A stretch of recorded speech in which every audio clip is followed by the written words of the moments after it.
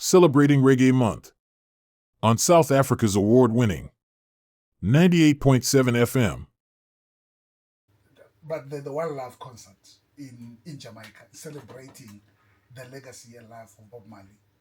At that time, they featured artists from the US. Right.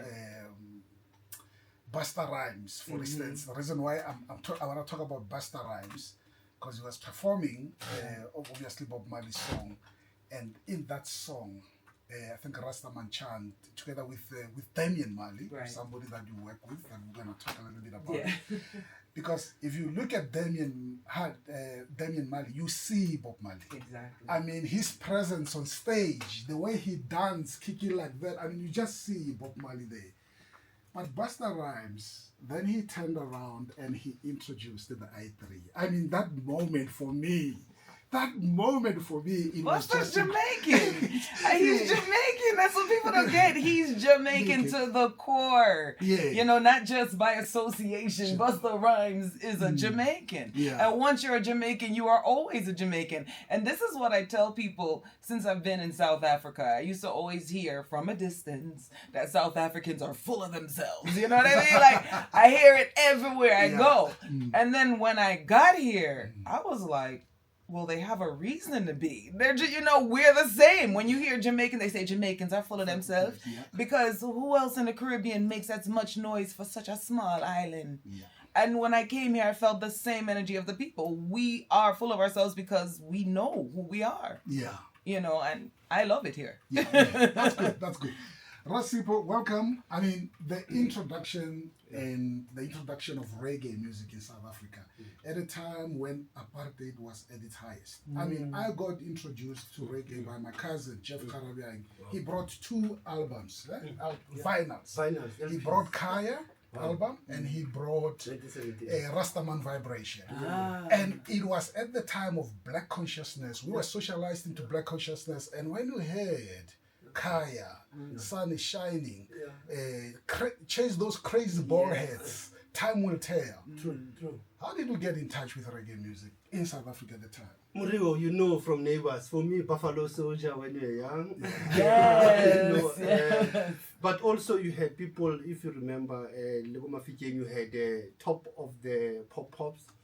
And then you had Rastas who will, elder brothers from Nsiwa will go and perform as the reggae rebels, And they will be doing that reggae music as one is growing.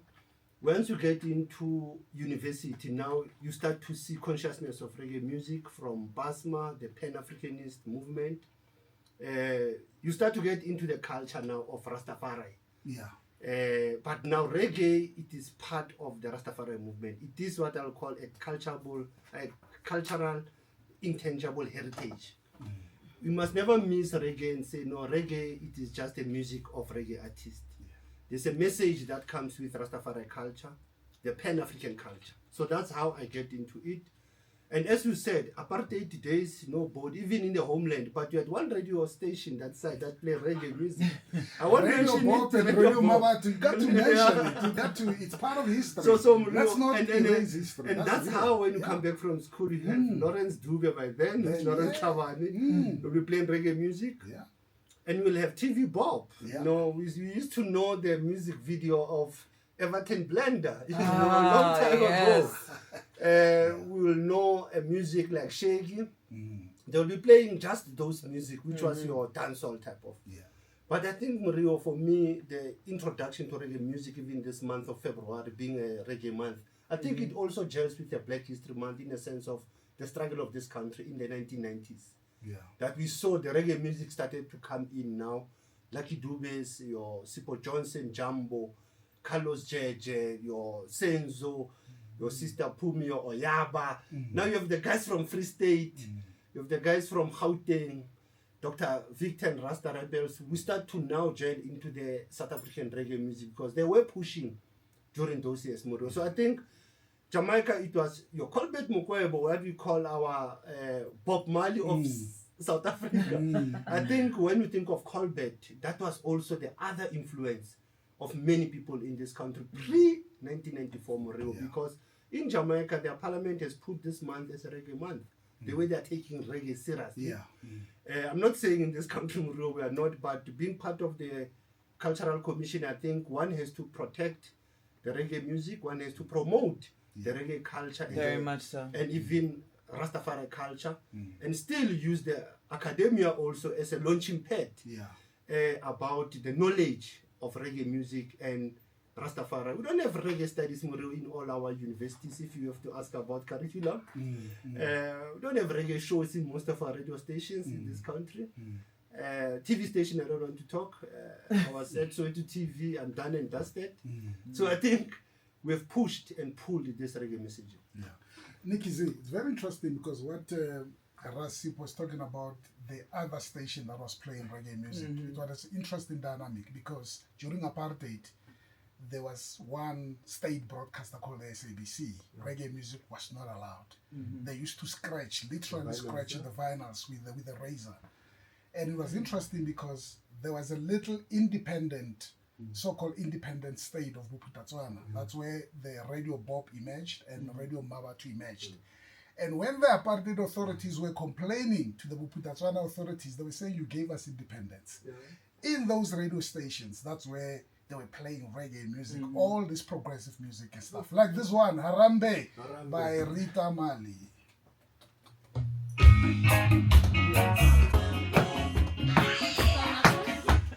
Ah man, it's happening in the studio.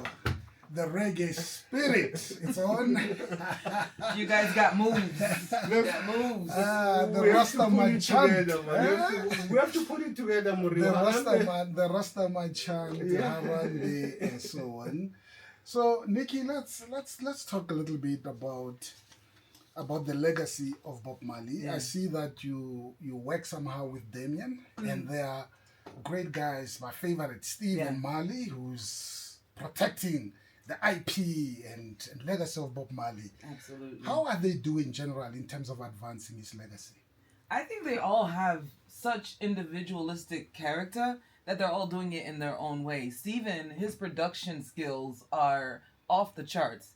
So if you love him as an artist, you would really not have even the slightest clue how many of your other favorite reggae hits his hands have been in. You know what I mean? Yeah. And Damian Marley, aside from being this amazing artist, he is also a producer, but is like a visionary. He brings in all these other artists as well to work with his brother to help build them. Like their hands were on Kabaka's album. You know, Wayne Marshall has some of his best hits, in my opinion, post Bounty Killer phase, Alliance phase, and that was a production that was done through Damian Marley. Now, the cruise that I work on, the Welcome to Jamrock cruise, was his creation. We're on our 9th cruise. Actually, we're on our 10th cruise, but the 9th year, because one year we had 2 cruises. And he had this vision where he would bring all of his fans on one ship and just be together for 5 days. Wow. And I can't even explain what that experience is like, but I'm honored the fact that I've actually been booked every single year for that cruise. Like, to me, it says a lot for my career because he handpicks everyone who represents on that ship to represent for the reggae culture. Wow. You know, I don't call this guy. Yeah. We don't have coffee and tea together.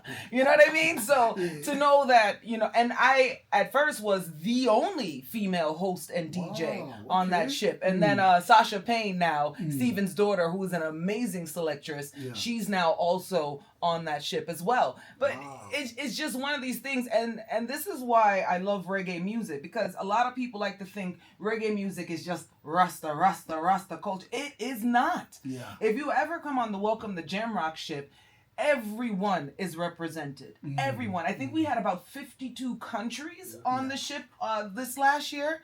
And we're talking some people who don't even speak English. Yeah.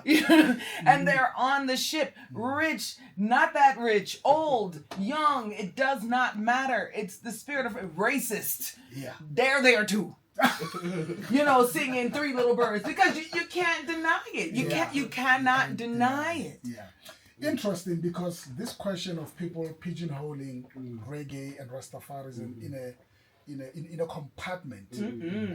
Here's an interesting question. I think it goes into that. Ras Sipho, General Lukelo Sipho saying, Good morning at Murio Muriano. You have my favorite person there, Dr. Mantula, and loving the insights of Nikki Z.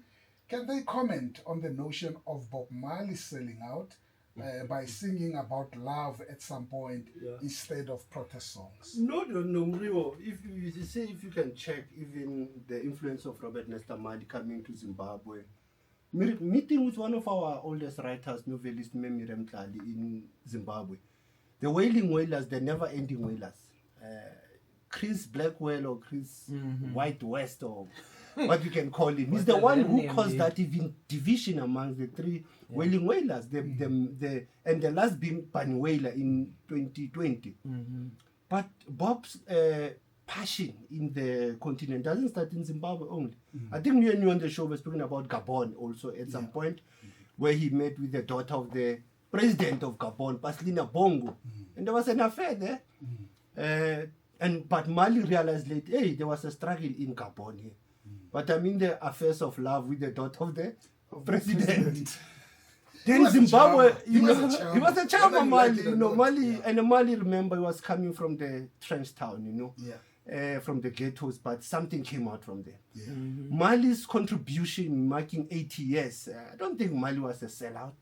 From me, what I see, I don't know what Nikki will say, but I see his influence. When you talk of Africa Unite today, you look at that song as they were penning it. It was about the future of the youth of this continent and the living spora, what you call diaspora. Rasta language says a living spora. It's not a diaspora, But for me, Nikki, I don't think Marley was a sellout.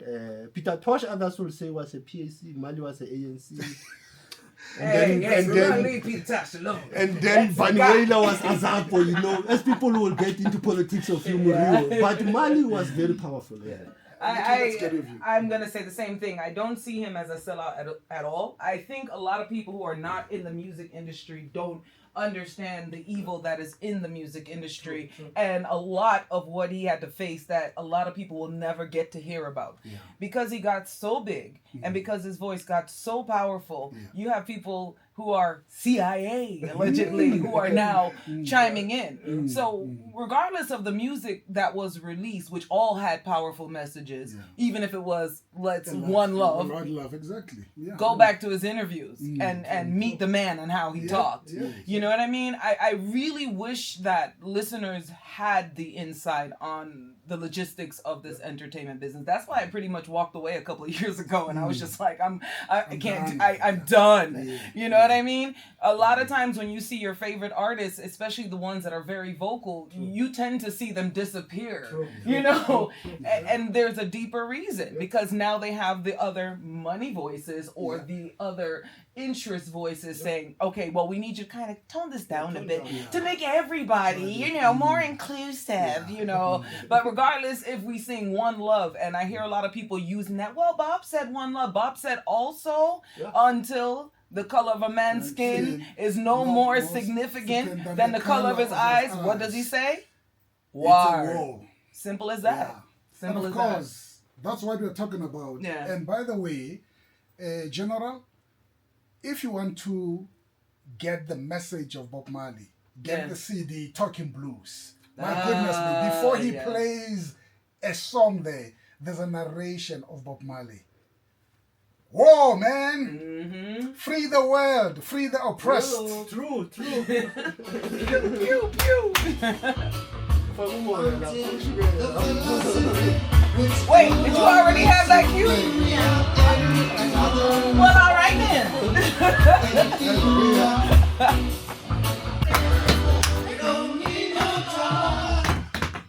Yeah. You were doing the air My bass. goodness. Some people do the air guitar. Jamaicans and Africans, we do the air bass. The spirit here. Nikki Z, this song. Can you call this man a traitor? No. We don't People always speak and they say things, but you got to look into yourself. What have you done for your community? What are you doing for your community? This man has done so much. His legacy cannot be questioned on what he's doing or what he has done. And of course, the man coming out of, is it Trenchtown? Trenchtown Rock. You know the song Trenchtown Rock? Have you been yet? my goodness, I've never been to Trenchtown. It's a Been in disaster. Jamaica though, right? I've never been to Jamaica. It's a disaster. Wow.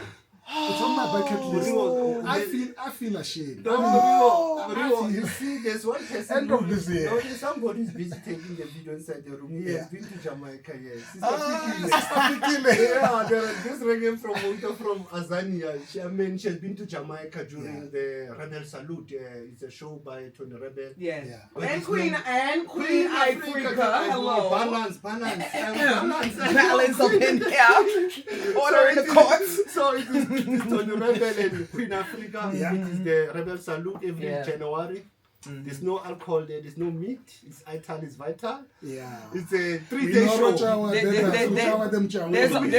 There's alcohol there, but none that was sold. Can you give us the insight I'm now? just saying, Give us the insight. But flasks come in many forms. Yeah. for me, we were looking at the song of Mali. It was a speech of Emperor Haile Selassie to the United Nations in 1963. Yeah.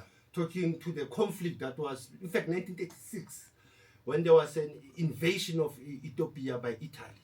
So this song was composed from the conflict between Italy and Ethiopia. But when you go deeper to the song, it talks about apartheid of Angola, South Africa, Mozambique. Yeah.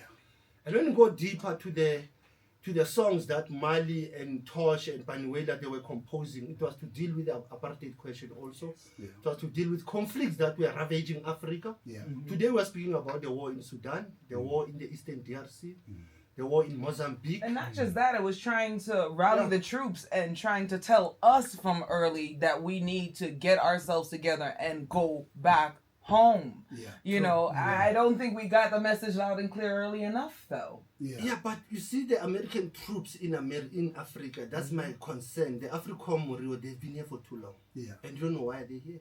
And even the conflicts of the French in the Sahel, it's all about natural, resources of Africa. Yeah. And that's where reggae music become that interrupter, irritator, by giving the message of hope. Even when you go to the song, it says we need love now. Towards the end, we don't need no more troubles. Yes, exactly. Because we have global wars now coming. We have the trade wars actually. The war that Trump is pushing on foreign policy of America first. Yeah. When actually it's all about the unipolarism, it's all about selfishness and taking Afrikaners who still are the perpetrators of apartheid. Yeah? I think the people need to really just educate themselves in general. Everybody is not going to be into politics. So even when you speak what you speak, there's going to be a lot of listeners that are like, it's going to go over their head because they're just trying to get through the day. True. And I think we as a people need to just continually empower our people to educate themselves. And if you don't want to educate yourself on politics, educate yourself on how you can be an entrepreneur and how you can build your own business and how you can build up your community, because that is what is important. Reggae music taught us that divide and rule is their only plan, and they've done it so well that we're even in communities divided. And that needs to be fixed. Maybe I'll say to you, when Sister Fikile last year brought Burning Spear, and we had a July Reggae 1 debate about the role of reggae in the South Africa's liberation struggle 30 years ago. Somebody said, at school I was teaching social entrepreneurship by the song Social Living is the Best. If you listen to that song from Burning Spear, social living is the best. It talks about social living. So one wanted to just add on what you have said, to say the role of reggae music is to open the minds of our communities and say wake up and live and do something for unify together for your community. And unity, it is strength and power. Okay, before we take a break, my special guest in the studio, Ras Sipho Mantula, as well as Nikki Z. She's a DJ host on Damian Marley's Welcome to German Rock Cruise. We have 5 days of fun, eh? We puff and pass, we smoke, and non-stop, and we become irate. Okay, before we take a break, let's go to Jonas in Monetize. So Jonas, good morning, you're welcome.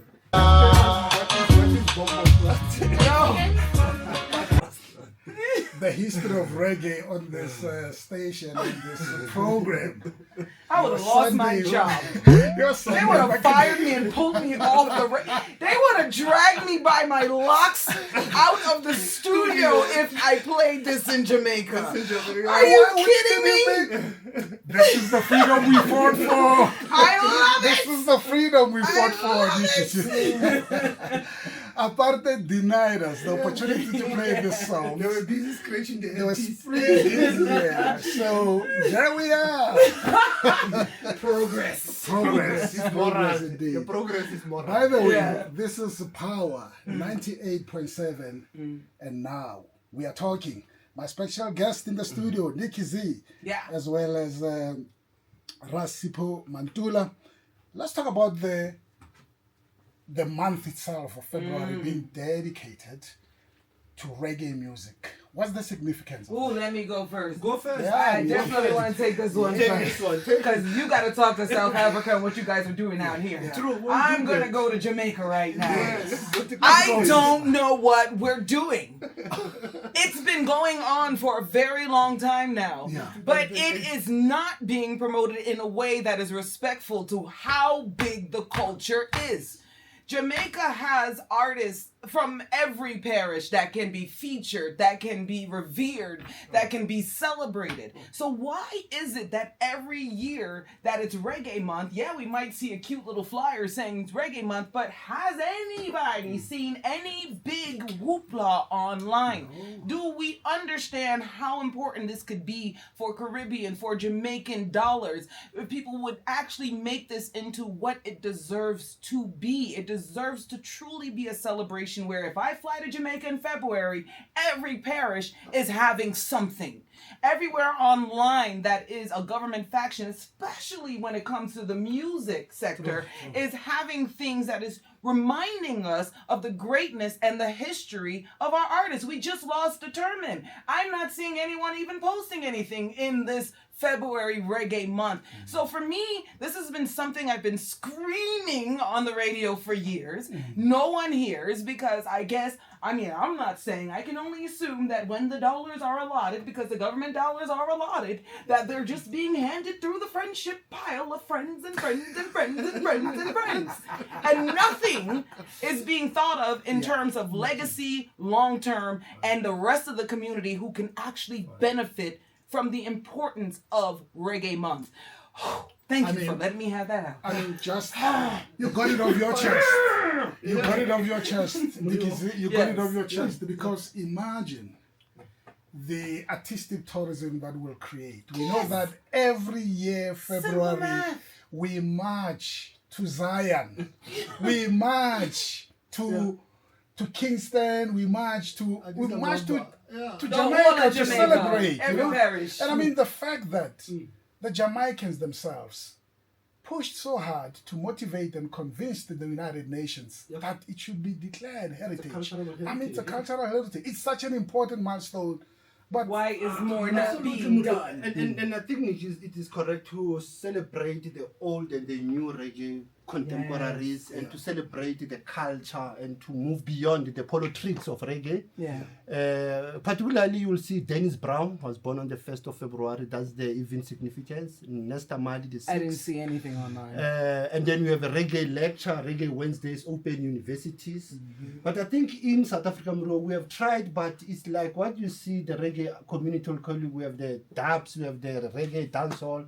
But we are trying end of the month, Murio, at the State Theatre with Black Labone Band to have on the 27th of this month, to have Reggae Month where we honor our reggae legends of this country, Murio, prior to 1994, because we didn't listen to reggae after 94. Reggae music has been there. Yeah. So we'll not give your listeners more about those elders, but we'll be honoring 5 elders from Azania. We'll bring the Jamaican High Commission in South Africa to be part of the celebration of the Reggae Month. Murio, I still feel, like you have said before to me, Sipho, how do we make impact in communities, the sports field, the agricultural plantations, what you call the Reggae Gardens Friday. For me, it is what we can make an impact because reggae music is a revolutionary sound. Yeah. And when are you performing next month? Me? Yes, in Soweto. Of course, I'm going to be performing at the Catch a Fire Festival. Do not miss it. Of course, Queen Omega will be there. It's going to be insane. So don't miss it, South Africa. I want to see all of you. I learned the dances too. Let's go. All right. Murio, Bongo All Man. right. Bongo Man. Pew, You are giving pew, us the pew, drumming, pew, Murio. pew. We give thanks, brother Murio.